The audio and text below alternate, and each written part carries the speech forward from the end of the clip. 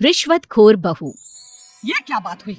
तुझे पता भी है तो क्या बोल रही है बहू? एकदम सही बोल रही हूँ। अगर आपको मुझसे अपनी इन ऐंठन भरे घुटनों की मालिश करानी है तो मुझे वो देना पड़ेगा जो मैं मांग रही हूँ। एक हाथ दो और दूसरे हाथ लो, सिंपल। बहू हूँ, इसका मतलब ये नहीं कि नौकरानियों की तरह काम करूँ। ये है अमृता और उसकी सास रेखा। अमृता एक नई नवेली बहू है जिसकी शादी कुछ दिनों पहले ही रेखा के बेटे माधव के साथ हुई है। वैसे तो अमृता दिल की बहुत अच्छी है, लेकिन वो कहते हैं ना कि खून का रंग तो दिखता ही है। बस वही डॉन की बेटी होने का रंग यहाँ अमृता में भी दिख रहा है, जो है रिश्वत लेना। जी हाँ, काम चाहे कितना भी छोटा या कितना भी बड़ा क्यों ना हो, हमारी अमृता बहू बिना रिश्वत लिए कुछ नहीं करती। चलिए देखते हैं आगे इनके साथ और क्या क्या होता है। रेखा और अमृता को लड़ते देख ससुर प्रेमचंद वहाँ आता है और कहता है, अरे क्या हुआ? काहे इतना तिल मिला रही हो रेखा? अरे कुछ बोलोगी भी या कानों में हड़ताल हो रखी है तुम दोनों के? देखिए ना पापा जी, माँ जी ने मुझे कहा कि मैं उनके घुटनों की मालिश कर दूं, लेकिन उसके बदले में माँ जी मुझे वो हीरो वाला पुश्तैनी हार देने से इनकार कर रही हैं। क्या? घुटनों की मालिश के लिए हीरो का पुश्तैनी हार कौन मांगता है बहू? पापा जी, आपको तो पता ही है ना, आपकी बहू कितनी सयानी है, हर कोई भी काम फ्री में नहीं करती। और अब शेखावत खानदान का आटा तो इतना भी गीला नहीं है कि अपनी बहू को हार ना दे पाए। क्यों माय डियर माँ जी? देखा आपने प्रेमचंद जी, ये अब मुझसे पुश्तैनी हार मांग रही है, कल को पूरा घर मांग लेगी। अरे जा जा, मैं खुद कर लूंगी अपनी मालिश। ठीक है, मुझे क्या, एंजॉय योर मालिश टाइम माँ जी। रात में जब पति महादेव दफ्तर से लौटकर घर आते हैं तभी कमरे में, अमो अमो सुनो ना, मेरा वो लाल रंग का जो शर्ट है ना, वो धो दो ना प्लीज। एक्चुअली कल मेरी एक इम्पोर्टेंट इंटरनेशनल क्लाइंट के साथ मीटिंग है, बहुत बड़ी डील का ऑफर है, इसलिए मैं अपनी उस लकी शर्ट को पहन कर जाना चाहता हूँ। अभी धो दो, रात भर में तो सूखी जाएगी, फिर कल अच्छे से कड़क वाली इस्त्री कर देना अपने शुभ शुभ हाथों से। जी नहीं, मैं ये सब ऐसे ही नहीं करने वाली। अगर काम करवाना है तो मेरी एक शर्त है। अरे यार, तुम और तुम्हारी शर्तें, बोलो क्या है? आपको मुझे 10 मनीष मल्होत्रा डिजाइनर की साड़ियां दिलानी होगी। 2 हफ्तों में मेरी स्वीट हार्ट फ्रेंड बिल्लो रानी की शादी है, मैं वहाँ डिजाइनर साड़ी पहनकर जाऊंगी और सब कुछ चला दूंगी। माधव अपनी बीवी की बात सुनकर हैरान परेशान अपने सर पर हाथ रखकर बैठ जाता है। अरे तुम बीवी हो या आफत? तुम्हारे दिमाग में जंग लग गया है क्या? देखो इतने सारे पैसे नहीं है मेरे पास। तुम्हारी याददाश्त तो जगह पर है ना माधव, भूल गए? मैं एक डॉन की बेटी हूँ। अगर तुमने मेरे कहे मुताबिक काम नहीं किया तो तुम्हारे लाल शर्ट को दूर ही रखो, मेरे पापा तुम्हें ही लाल कर डालेंगे। ठीक है, चलो अब ज्यादा मत डराओ, तुम्हें जो चाहेगा मिल जाएगा। अब ये डर और रिश्वत का सिलसिला यूं ही चलता रहता है और इसी तरह समय बीतता रहता है। एक सुबह सब नाश्ते के टेबल पर बैठे थे, जहां अमृता सबके सामने एक व्हाइट बोर्ड लाती है जिस पर दिन भर के सारे कामों के रेट लिखे हुए थे। अब ये क्या है? टीचर नहीं बनने का इरादा है क्या तेरा?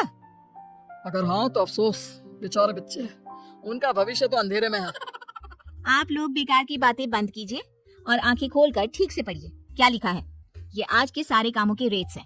आलू पराठे, चाय, दाल, रोटी, चावल, सब्जी, हलवा, मिठाई, रसोई की सफाई, वॉशिंग मशीन में कपड़े धोना, ओखल में मसाले कूटना और माँ जी और पापा जी की अलमारी की सफाई करना। इन सब कामों की कुल मिला के जो रकम बनती है वो है ये 10,000 रुपए और माँ जी के लेटेस्ट लाए हुए सोने की झुमके भी। अमृता, तुम इंसान हो या हैवान? जरा तो दया करो हम पर। हे राम जी, उठा लो, अब ना देखा जाता ये सब। सच में पता नहीं कौन सा दिन था वो जब ये हमारे घर आई। महादेव, तेरे प्यार ने तो हमारा जीना दुश्वार कर दिया बेटा। दुनिया में बहुत रिश्वतखोर लोग देखे, लेकिन ऐसी रिश्वतखोर बहू पहली बार देख रहा हूँ जो अपने ही परिवार को लूटने में लगी है। बहू, तुझे पता है ना कि ऐसे रिश्वत मांगना गुनाह है। पापा जी, मैं कोई गुनाह नहीं कर रही हूँ। रिश्वत लेना बाहर की दुनिया में गुनाह है, मैं तो बस अपना हक मांगती हूँ। मेरी रिश्वत रिश्वत नहीं, मेरा शगुन है, नेक है।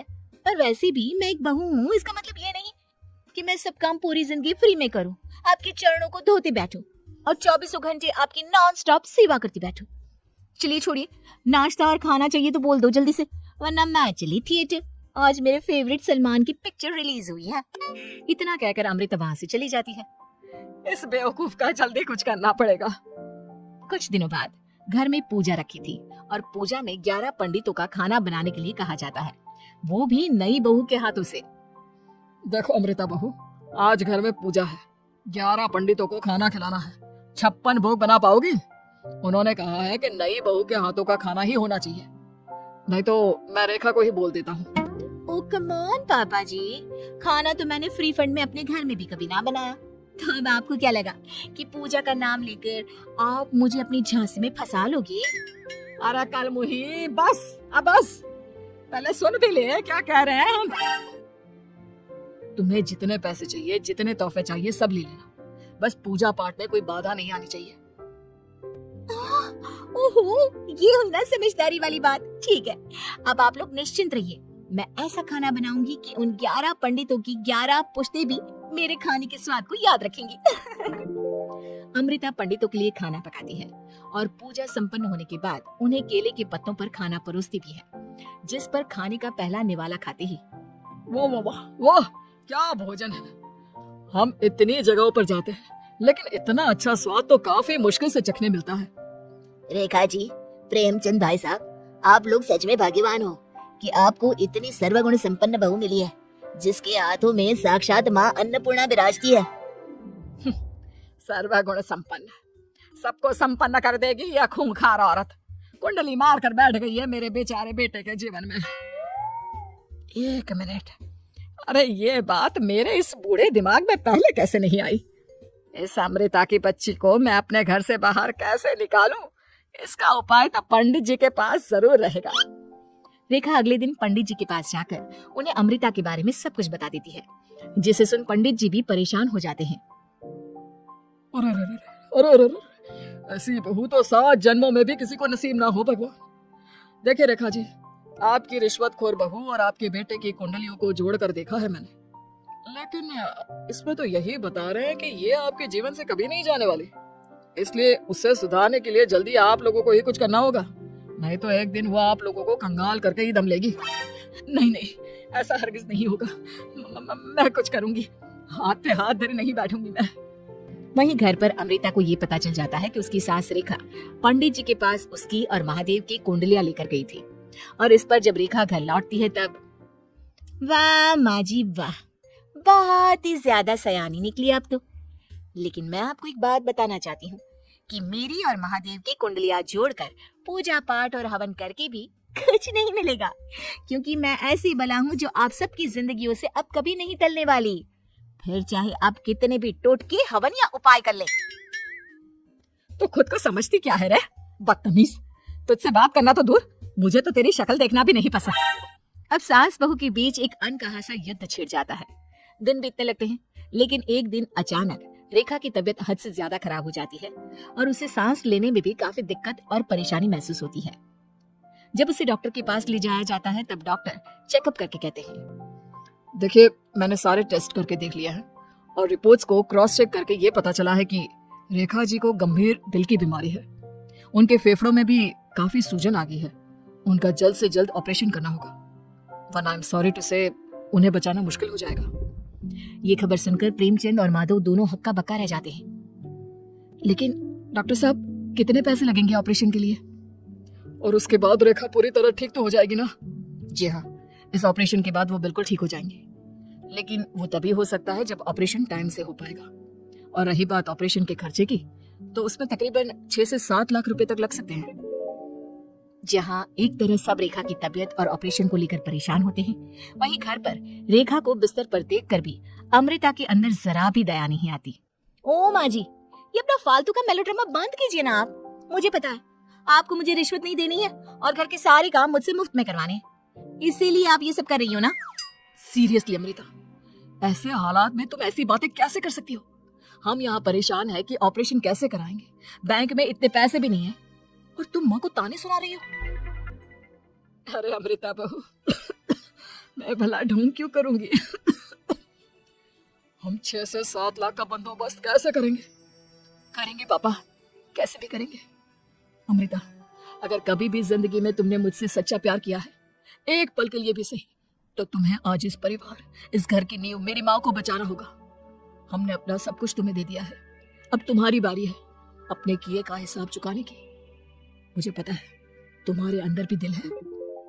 अमृता बिना कुछ कहे वहां से चली जाती है और अपने कमरे में जाकर वो अलमारी में से अपनी माँ की तस्वीर को निकालकर अपने सीने से लगाती है और भावुक हो जाती है।